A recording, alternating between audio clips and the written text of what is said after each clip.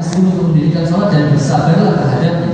Kemudian ayat berikutnya Allah katakan, la nas'aluka rizqa, kami ini tidak minta rezeki dari kalian. Gambaran kasarnya, kami tidak minta makan sama kamu. Bahkan Allah katakan, nahnu narzuquk, justru kamilah yang memerintah yang akan memberikan kepada kalian rezeki itu, makanan dan minuman. Nah, padahal sekarang ini hadirin, kalau kita perhatikan ya, banyak orang melalaikan sholat untuk sekedar mencari rezeki. Banyak orang melalaikan sholat untuk urusan dunia. Padahal seharusnya terbalik. Seharusnya terbalik. Justru dengan sholat ini maka urusan dunia tidak akan mudah.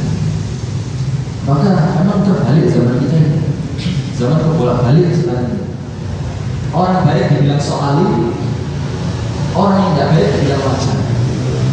Orang yang mengamalkan sunnah dibilang aneh, yang meninggalkan sunnah dibilang memang musimnya. Laki-laki yang senantiasa ke masjid dibilang tidak ada pekerjaan sih ya, nganggur. Sementara tidak pernah ke masjid dibilang sudah apa masih sibuk ini. Bayangkan hati. Ini zaman sudah kebolak-balik. Termasuk yang saat ini juga dibalik.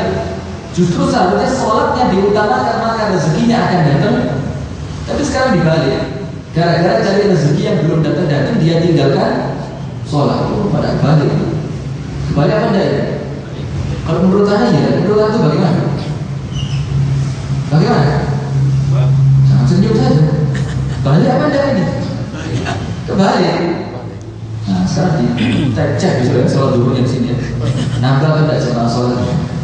Kalau tidak nambah masih belum balik. Kalau sudah nambah, insya Allah berfaham bahwa itu sudah terbalik. Nah, ayatnya banyak yang mengenai ini.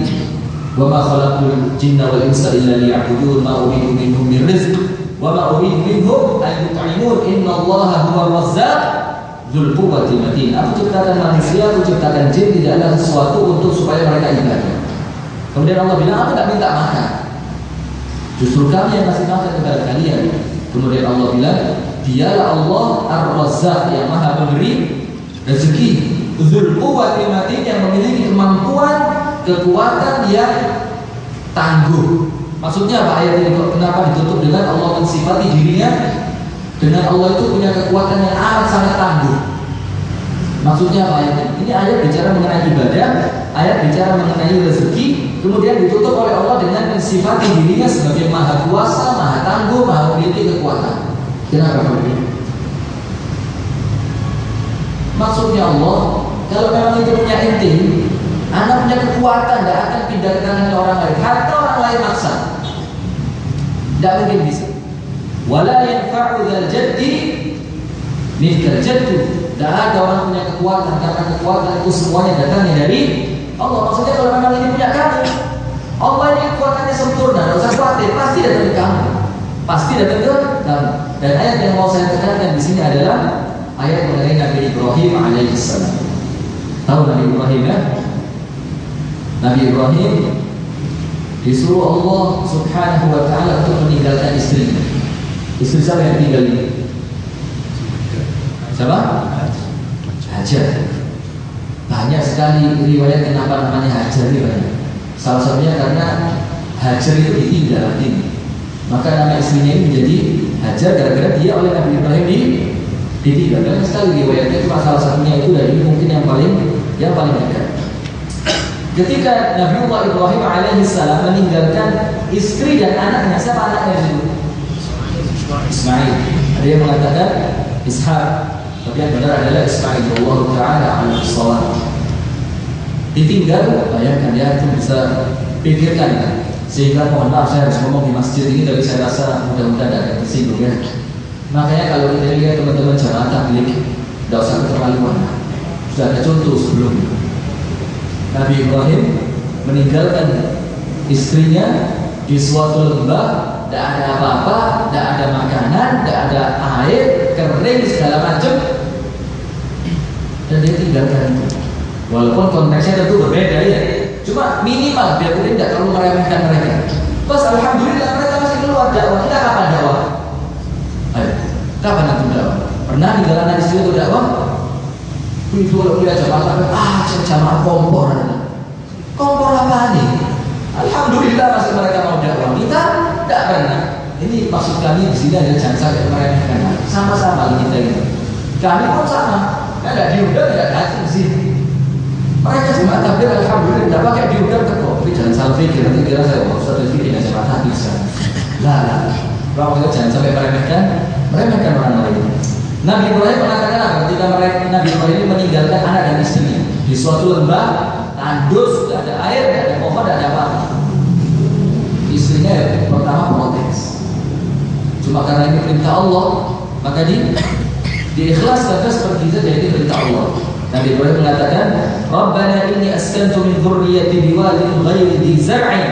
Ya Allah, aku tinggalkan, aku tempatkan, aku jadikan tinggal keluarga, maksudnya istriku dan anakku, biwadin ghairi dzi zar'in, di suatu lembah yang tidak ada makanan. Ghairi dzi zar'in ini berarti rumput pun tidak ada. Sudah tidak ada sama sekali sudah. Rumput pun tidak ada. Inda baitikal muharram, di rumahmu yang suci, maksudnya di Makkah. Kemudian Nabi Ibrahim tahu mereka tidak mungkin bisa makan, tidak mungkin bisa minum. Apa doanya Nabi Ibrahim supaya mereka dapat makan? Apakah Nabi Ibrahim langsung mengatakan, ya Allah rezekilah kepada mereka, ya Allah beri makan kepada mereka, ya Allah berikan buah-buahan? Tidak ada. Apa pertama yang Nabi Ibrahim katakan untuk Allah? Supaya Allah Subhanahu wa ta'ala memberikan makan kepada anak dan istrinya.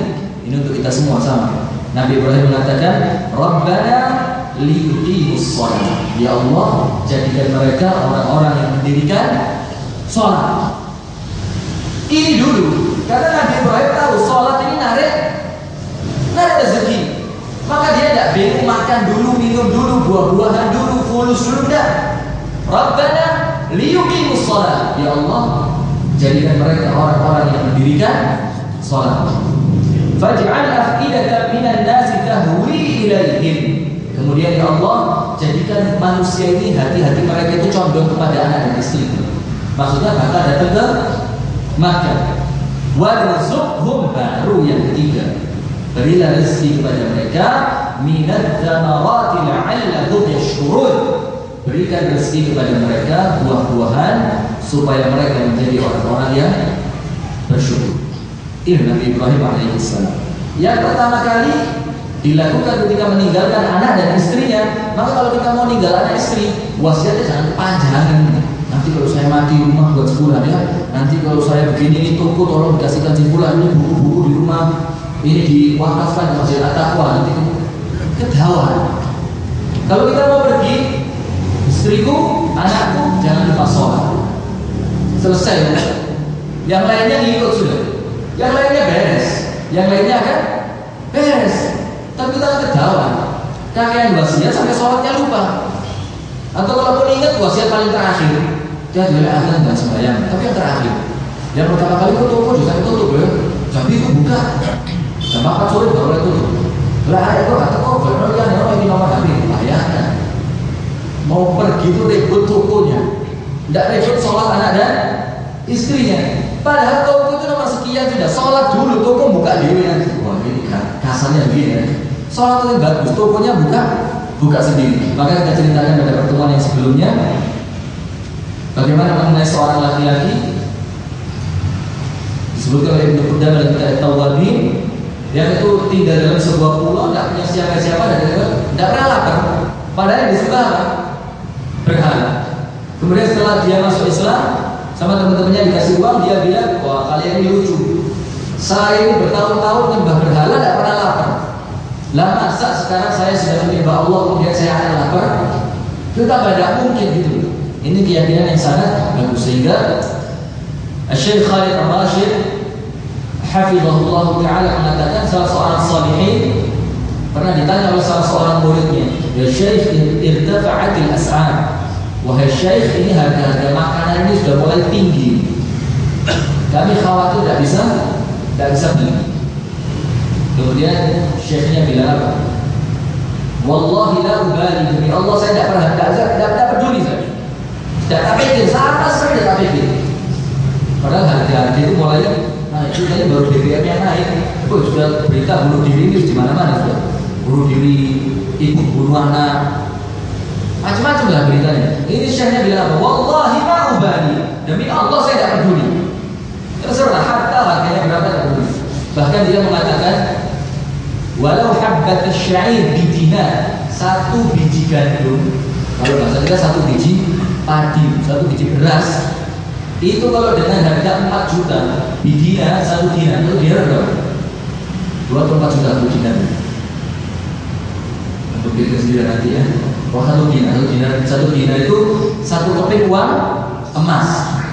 Walaupun satu biji beras, satu biji bukan sekilo, wala serantang, wala seliter. Satu biji beras ini harganya satu keping emas. Saya tidak khawatir. Loh kenapa? Kok tidak khawatir? Alayya an a'budahu kama amarani. Tugas ini cuma menyembah Allah sebagaimana yang telah Allah perintahkan kepadaku. Alayya, kewajibanku, an a'budahu, untuk menyembahnya, menyembah Allah kama amarani, sebagaimana yang telah Allah perintahkan kepadaku. Wa ma khalaqtul jinna wal insa illa liya'budun. Wa alaihi, dan menjadi tanggungannya, maksudnya tanggungan dari Allah, menjadi kewajiban Allah, an yarzuqani, untuk memberikan rezekinya kepadaku, kama wa'adani, sebagaimana yang telah dijanjikan olehnya kepadaku. Orang Batu kayak gini makmur insyaallah. Ini keyakinan. Tidak peduli. Tugasku adalah ibadah. Maka tugasnya Allah kasih makan sama aku. Ini kan keyakinan yang sangat kuat. Itu yang pertama kali. Ar-rizqul maqdur. Rezeki yang sama Allah dijamin. Sudah tidak usah khawatir. Sudah. Punya anak yang banyak sudah. Lu cuma ketawa. Iya, serius ini. Punya anak yang banyak. Kita ditakut-takuti, wala kafir, wala apa segala macam. Bayangkan pada ibu kita zaman dulu anak dua kakek 13. Saya di Malang subhanallah ketemu seorang ibu tua anaknya 15. Jadi semua, masya Allah. Ini kalau kira-kira umurnya sekarang 80, nah bagi anaknya kira-kira tahun berapa lah itu ya? Tidak takut, tidak ada pampers, tidak ada kompor gas, tidak ada mesin cuci. Zaman dulu kalau anaknya pampers apa? Pokoknya habis itu. Kita tahu turunannya ayam gimana? Si bunder itu, dalamnya dimasuki stroti. Cek panas, kemudian setelah dicuci taruh di situ ya semudah. Apalagi di Batu kan dingin. Itu zaman dulu, tapi anak yo akeh. Enggak khawatir ngurus anak, enggak ada kata-kata enggak kober mas, mas panas. Enggak kober akeh mas. Padahal sekarang ada pampers. Gampang kan tinggal beli, Mbak dia buang sudah, enggak usah cuci. Ada mesin cuci. Ada kompor gas. Water heater, tek, das, keluar air panas. Kok gitu anak-anak dulu? La haula wala quwwata illa billah. Nah, tidak usah khawatir, bas punya anak yang banyak. Kalau istrinya tidak mau bagaimana? Tambah pabriknya satu lagi. Yang kedua, ar-rizqul maqsum, rezeki yang oleh Allah Subhanahu wa taala telah dibagi sesuai dengan porsinya masing-masing. Mohon maaf untuk ibu yang belakangnya sudah terjadi. Yang pertama tadi dijamin makan dan minum, sekarang yang kedua dibagi. Dibagi di sini maksudnya adalah sesuai dengan porsi kebutuhannya masing-masing. Ini yang kita bilang pada pertemuan sebelumnya makna qanaah. Masih ingat? Kalau dapat sedikit, yakin bahwa sedikit itu pasti cukup. Tapi kalau butuhnya sedikit, dapatnya banyak, kita pula harus yakin ada orang yang sama Allah diinginkan dibantu lewat kita. Ini qanaah. Kalau cuma kaya kemudian cukup, ya kaya nggak cukup ya kebangetan. Tapi setelah kaya dan merasa cukup, jadi apa yang antum lakukan itu yang diminta dalam qanaah. Kalau kita butuhnya sedikit, dapatnya banyak, harus yakin ada orang lain yang perlu bantuan lewat kantong kita. Nah, kita lanjutkan ceritanya waktu itu. Kita waktu itu cerita mengenai seorang laki-laki bernama Hatim Al-Asam. Terkenalnya apa? Miskin, anaknya buahnya. Dia tidak khawatir. Bahasa khawatir itu baru muncul ya akhir-akhir ini ya. Karena sudah habis waktunya ibu-ibu buat nonton film, sehingga tidak punya waktu untuk ngurus anak. Joda Akbar, kemudian apalagi Nafia. Itulah India sekarang mulai menjajah Indonesia dengan filmnya. Sampai akhirnya ibu-ibu tidak kober. Zaman dulu ibu-ibu kita tidak punya TV, sehingga waktunya tidak habis buat sekedar nonton TV. Anaknya diatur dengan baik. Setelah menjelang maghrib itu nggak ada keleleran gembong, itu nggak ada sudah. Rapi-rapi udah belum kabeh sudah. Banyak kepada orang yang pakai. Sekarang sudah menjelang maghrib, ibunya belum mandi, anaknya masih keleleran.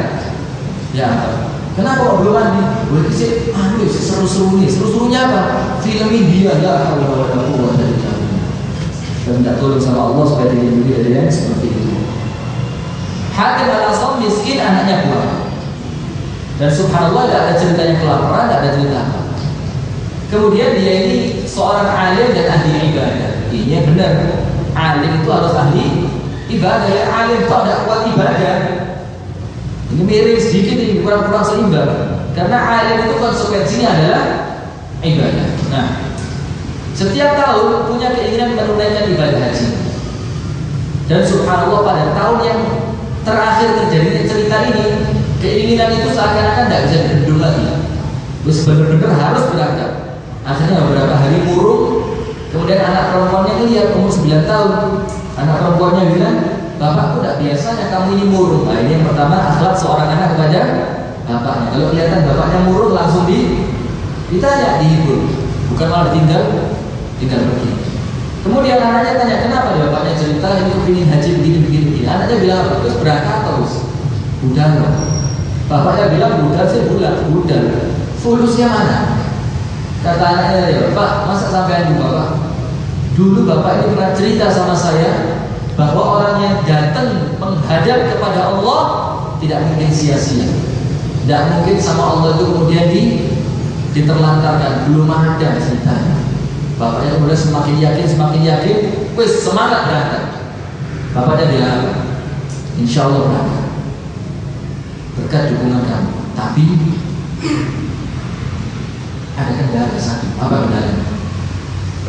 Istri. Mohon maaf sekali lagi ibu-ibu ya. Biasanya memang kendala terakhir itu di tangan istri. Kendala terakhir. Sebagaimana kamu telah meyakinkan aku kata bapaknya, maka yakinkan dulu ibumu. Kalau ibumu sudah yakin, ibumu ngasih izin, berangkat saya. Datang ke ibunya, ceritanya panjang lebar mengenai Allah itu maha memberi rezeki segala macam. Entah-entah juga. Walhasil ibunya yakin juga, bismillah, mohon budal bapak. Berangkat saja. Sebelum berangkat ini dia kerja ekstra untuk supaya ketika nanti ditinggal dia ada persiapan buat yang di rumah. Subhanallah, saat kerja-kerja ini saat keras-kerasnya rezekinya yang terbatas. Dia hanya mengumpulkan uang yang bisa dibagi dua. Sebagian dikasihkan untuk keluarga yang ditinggalkan di rumah. Tapi harta yang dibagi untuk keluarga yang di rumah ini hanya cukup untuk makan mereka selama 3 hari. Padahal perjalanan haji di zaman itu budal 2 bulan, pulang 2 bulan. Di sananya ya kalau cuma 5 hari rugi. Perjalanan jauh sampai rata-rata lama di sananya. Nah, jadi minimal orang haji zaman itu di zamannya Hatim al-Asam ini 5 bulan. Padahal uang yang dia tinggalkan untuk anak dan istrinya cuma cukup untuk makan selama 3 hari. Begitu pula yang dibawa oleh Hatim al-Asam hanya cukup untuk bekal perjalanan 3 hari. Adil kan? Jadi buat dia 3 hari, buat anak dan istrinya 3 hari. Hari pertama, hari kedua, hari ketiga berangkat beres. Hari ketiga roti terakhirnya dimakan. Setelah rotinya habis, mulai kepikiran, ya Allah, hadal khubsul akhir, ini roti terakhir ya Allah. Dan dia kemudian ingat rumah. Dan di rumah juga, hari ini jatah makan terakhir mereka ya Allah. Maka tunjukkan kekuasaanmu kepada kami ya Allah. Sudah selesai doa itu ya. Selesai makan, subhanallah hadirin. Tidak lama setelah itu, ketua rombongan hajinya Hatim al-Asam kakinya disengat kalajengking. Kemudian apa yang terjadi kira-kira? Semakin penasaran kan? Disengat kalajengking. Kemudian dibilang sama kepala rombongannya, kita istirahat di sini sampai bisa kalajengking ini sembuh. Kalau tidak sembuh kita pulang. Ya. Kalau tidak sembuh pulang. Karena semakin lama semakin naik. Sudah begitu, kepala rombongan suruh mengumumkan cari orang yang bisa meruqyah. Jadi ruqyah ini bisa juga untuk binatang berbisa. Cari orang yang bisa meruqyah. Tolak PKB, sopo mana ya? Itu si Hatim al-Asam yang ditunjuk. Ente alim kok ahli ibadah. Karena bacaannya orang alim, bacaannya orang ahli ibadah tentu beda dengan bacaan orang biasa. Jadi bacaan itu bukan tergantung apa yang dibaca, tapi siapa yang membaca. Sudah, Hatim Al-Asam ditunjuk, masuk dia ke tendanya kepala rombongan haji. Sudah dilihat segala macam, diruqyah, bacakan ayat-ayat ruqyah, kemudian dikasih air, disuruh minum segala macam, selesai. Dan subhanallah ditunggu sampai sore sembuh. Racun tadi hilang, beres racun. Kemudian kepala rombongan ngomong kepada asistennya, panggil tadi yang meruqyah saya, Hatim Al-Asam. Dipanggil. Hatim ini alhamdulillah sembuh. Ini berkat Allah Subhanahu wa taala. Kemudian ruqyah dari. Maka saya mau kasih hadiah sama kamu, ucapan terima kasih. Orang Islam itu harus pandai-pandai berterima kasih. Bagi kita ini kalau semari bagus sama kita, urusan kita selesai diusir pas itu mulai beres. Tidak pintar bukan orang Islam ini. Nah, makanya saya mau terima kasih sama kamu. Sebagai ucapan terima kasih saya, mulai hari ini sampai di Mekah, sampai pulang lagi ke tempat rumah kamu, semua kebutuhanku aku yang jamin. Bayangkan hal ini. Pas hari terakhir rotinya habis. Jadi pertolongan Allah tidak pernah tolak. Cuma kadang-kadang kita ini terburu-buru. Maka seakan-akan rasanya kok telat-telat gitu. Padahal tidak telat. Allah ingin dengar antum itu manggil Allah, maka diundur dikit-dikit. Kalau setiap kepingin dikasih. Waduh, jadi Fir'aun nanti merasa wah hebat, repot. Makanya ada terkadang ditunda sama Allah, dan nanti pada waktu yang tepat sama Allah dikasih tes. Sudah, Hatim Al-Asam urusannya beres. Setelah dia begitu, dia sujud syukur. Kemudian ketika dia sujud, dia ingat anak dan istrinya di rumah. Ya Allah, saya beres ya Allah. Sing diomong ini bagaimana? Kemudian Hatim Al-Asam mengatakan, Ya Rabb, kama araitani qudrataka wa ajaibak. Ya Allah, sebagaimana telah Engkau tunjukkan kepadaku kekuasaan dan keajaiban-keajaibanmu padaku tadi. Fa'aliha ahli, maka tunjukkan pula kekuasaanmu, keajaiban-keajaibanmu kepada keluarga yang aku tinggalkan di rumah. Karena kepikiran juga, saya tidak apa-apa, anak dan istri di rumah bagaimana? Didoakan akhirnya. Sudah, setelah selesai Hatim Al-Asam berdoa, cerita ini pindah ke rumahnya Hatim Al-Asam. Diketuk pintu rumah Hatim Al-Asam. Dibuka, ternyata prajurit raja datang ke situ bawa satu botol tempat air, teko air, tapi tidak ada isinya. Kemudian dia bilang, ini tolong diisi, kami perjalanan pulang dari berburu bersama raja dan menteri-menterinya, tapi kami kehabisan bekal air. Maka tolong dikasih air. Katanya istrinya, subhanallah, kita ini hari ini tidak punya makan, ini raja justru minta minum kepada kita. Dipikir dia, apalah artinya air. Dibawa ke belakang, diisi air, ditutup, dikasihkan prajurit tadi. Selesai, prajurit tadi terima kasih, dibawa ke tempatnya raja, sama raja diminum. Langsung raja kaget. Dipanggil ajudannya tadi yang suruh cari air. Sampai cari air nih tadi. Redek dia, waduh, cocok diracun tuh. Redek dia. Dari mana kamu dapat air ini katanya? Rumah yang ujung sebelah sana.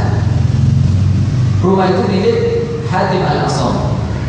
Ini sudah perasaannya bingung, ini cocok enak ini. Ada kecoaknya, wadah mampu apa? Dibilang sama raja, waduh, alangkah enaknya air ini. Tidak pernah saya minum air sesegar ini. Bayangkan, ini keutamaan orang yang ikhlas. Keutamaan orang yang ikhlas. Walaupun pemberiannya cuma ala kadarnya, tapi gara-gara niatan yang tulus, yang ikhlas ingin memberi, tidak ada kadang-kadang, tidak ingin dibalas, tapi ikhlas kasih. Maka sesuatu yang kita berikan kepada orang lain ini menjadi berkah. Ini raja pun sama. Tidak pernah saya minum air seenak ini. Maka kata raja, panggil itu kepala rumah tangga, saya mau terima kasih sama dia.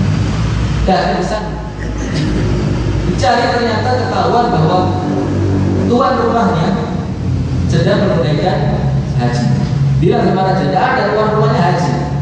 Dibilang sama dia, kemudian Alangkah baiknya tuan rumahnya nggak ada, dia nggak khawatir kehabisan bekal makan dan minum, masih mau berbagi dengan kalian. Akhirnya raja, ayo semuanya, menteri-menteri sabuknya dilepas. Antum tahu kan sabuknya khalifah raja zaman dulu, sabuk mereka ini isinya batu permata semua. Jadi hiasan mereka itu selain di cincinnya begini, itu di sabuknya. Pernah tahu sarung pedangnya Utsman bin Affan sama Abdurrahman bin Auf radhiyallahu taala anhu? Pernah lihat? Sarung pedangnya Utsman bin Affan sama Abdurrahman bin Auf ini beda dengan sarung pedang sahabat yang lainnya. Punya Utsman bin Affan ini sarung pedangnya itu ada batu virusnya. Mungkin kalau zaman sekarang orang tahu ada safirnya mungkin gitu. Mungkin lengkap mulai atas sampai bawah, itu menunjukkan kekayaan seseorang. Sudah dilepas dari punya raja, dan raja bilang semuanya yang pakai lepas, dilepas semuanya, ada baju. Berikan sebagai hadiah kepada keluarganya Hatim Al-Hasan, kirim ke rumahnya. Setelah itu sampai di rumahnya, kemudian sama istri Hatim Al-Hasan dijual ke pasar. Dalam cerita ini, hasil penjualan batu permata itu, kalaupun digunakan untuk membangun rumah dari emas, maka cukup. Saking banyak. Nah, kemudian cerita ini tidak selesai sampai sini. Ada seorang anak kecil lagi yang meyakinkan bapaknya, kemudian meyakinkan ibunya. Sebelumnya sama ibunya dimarahi. Ini loh gara-gara kamu. Ini hari ketiga kita sekarang. Tidak ada makanan, tidak ada minuman, tidak ada makanan. Coba kamu tidak suruh bapakmu pergi, kita tidak akan kelaparan. Anak kecil itu tersenyum. Kemudian dia bilang ibunya, Bu, abuna akilur rizq au mu'tir rizq. Bapak kita ini tukang makan rezeki atau tukang kasih rezeki? Bapak kita yang di rumah ini yang segala haji ini tukang memberi rezeki atau malah menghabiskan rezeki? Yang mana kira-kira? Entah ini bukan orang ya. Nah ibunya ya akilur rizq, tukang makan rezeki. Terus anaknya dengan tersenyum dia bilang, fayabqalana Allah mu'tir rizq. Maka kita masih punya Allah yang tiap hari kasih rezeki. Bapak kita Pak, ya perantara yang ikut makan. Sementara Allah kasih tidak ikut makan. Kita masih punya Allah, berarti sama anak ditinggal. Nah, ketika ibunya dapat hadiah sebanyak itu, dia beli makanan, dia beli segala macam untuk kebutuhan rumahnya. Anak kecilnya dia ketika kelaparan dia tersenyum. Sekarang ketika semuanya ada dia menangis. Ibunya bilang, ajabun lagi, aneh kamu ini. Tadi lapar tersenyum, sekarang semuanya ada kamu malah nangis.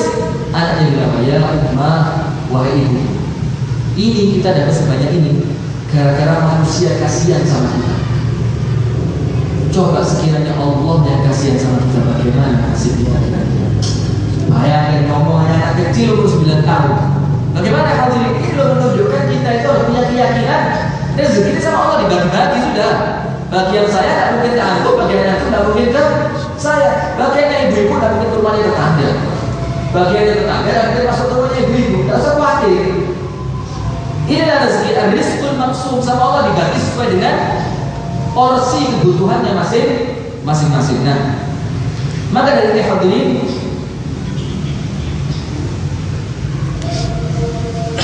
ada sebuah riwayat, tapi ada riwayat ini dhaif ya.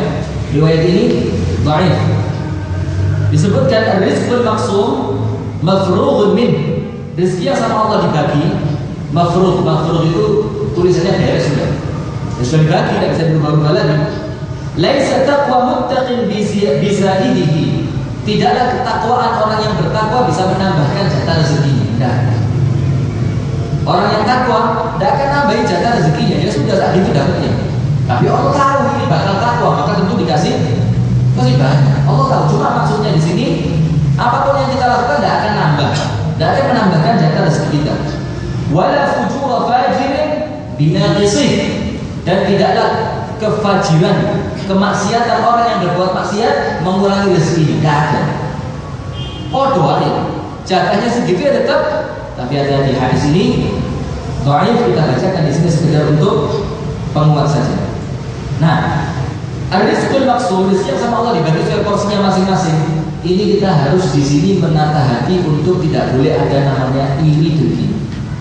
Karena percuma mau iri apa lagi? Yang bagi siapa? Allah. Lalu kita mau iri, hatta kita ini sampai pucukin bun-bunan ini, tidak kurang rezekinya orang lain.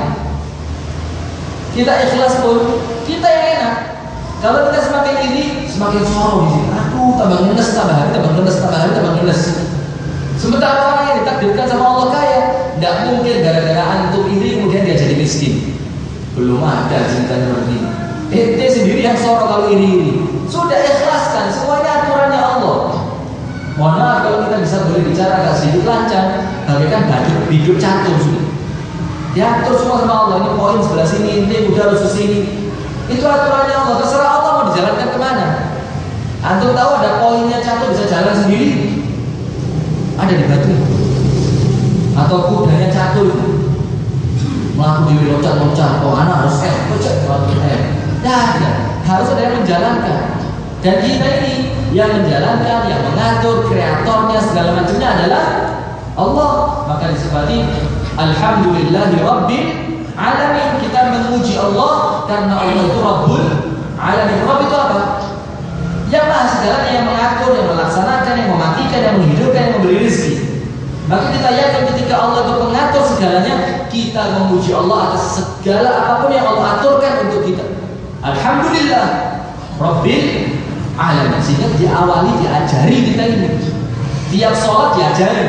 Apapun yang Allah tentukan untuk kamu, tetap karena Allah itu adalah Rabbul Alamin, penguasa, layak Allah mengatur. Maka ketika Allah yang mengatur, maka apapun yang diatur adalah Alhamdulillah.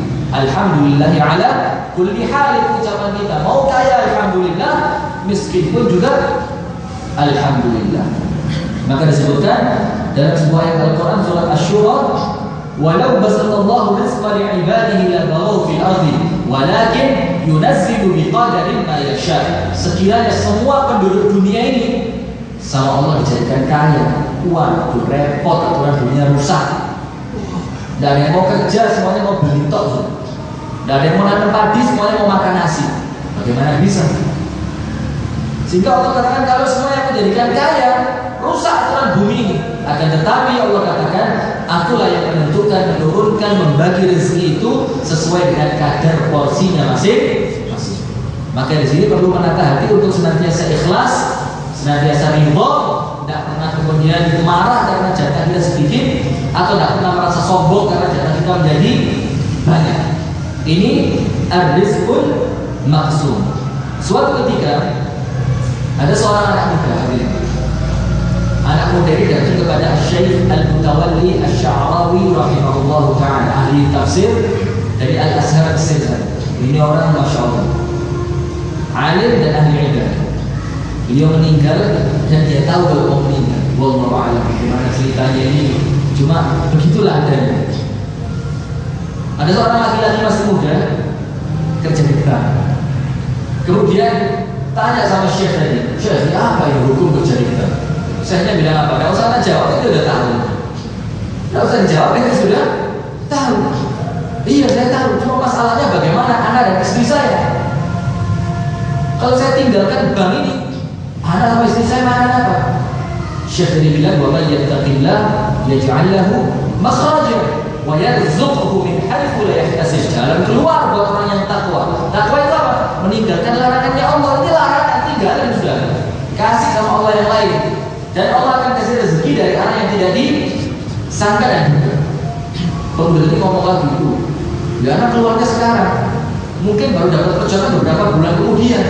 Dan selama beberapa bulan ini makan apa? Syekhnya bilang, ya Syekh, anak muda, lihat ayat itu. Takwa dulu atau rezeki dulu? Yang mana dulu? Takwa dulu. Takwa dulu. Takwa ini perlu usaha. Takwa ini perlu sabar. Takwa ini perlu waktu. Wa man yattaqillah, takwa dulu. Baru setelah takwa boleh dituntut sama Allah rezeki, jalan keluar. Nah ini takwanya belum dituntut. Mau kaya dulu baru tobat. Tunggali wakil model dia. Hadana Allah wa iyyakum ajma'in. Subhanakallahumma wa bihamdika asyhadu an la ilaha illa anta astaghfiruka wa atubu ilaik. Assalamualaikum warahmatullahi wabarakatuh.